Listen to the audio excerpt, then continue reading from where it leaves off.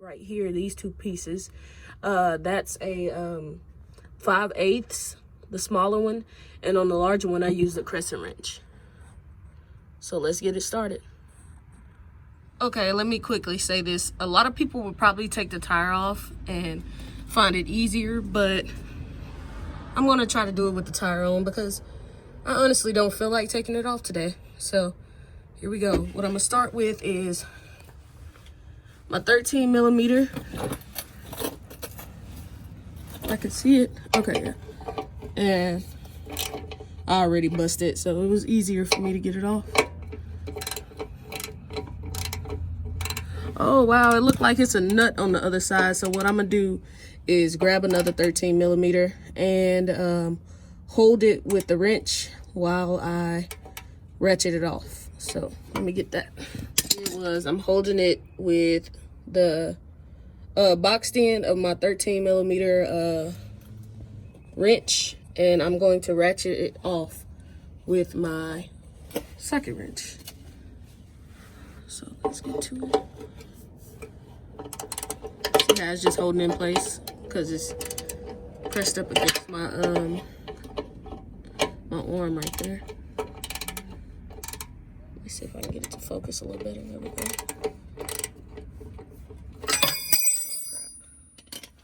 Of course, it's hard trying to like hold a camera and do this at the same time, but I'm pretty sure I can make it work.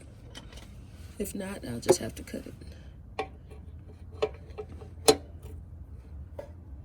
Yeah, I'm gonna have to stop the video. Okay, I'm back and I have the bolt removed, and now I can simply just take my 5/8 wrench and my crescent wrench and loosen these both of these sides. Now I can't say be careful because if your line still has pressure in it, it might shoot out, but it definitely will probably leak. My issue is that my truck is no longer holding fuel pressure, so when I take it off, 9 times out of 10 I won't get much of a shootout or anything like that. So like I said, just be careful when you guys take this thing off. Definitely have a drip pan ready, a few towels in case you make a mess, but yeah, be careful. And I have the tools that I need right here. And what I'm gonna do is start with the backside, and it really doesn't matter, but I'm gonna start with the backside, get it removed, let it drip out, and then remove the other side. Wheel so you guys can see how easy this is. So I broke the resistance or whatever, however you want to say it. My mind kind of went blank. And now what I'm doing is just twisting it off, and it's literally that easy. Put that back up there. See if I can get you guys in here. See? Yeah, I'm just twisting it off.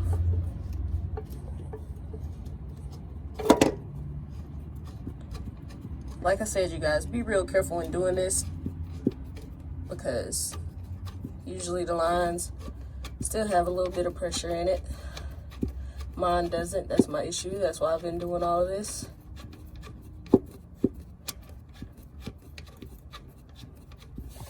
All right, I should be able to take this off now because it should be pretty much off.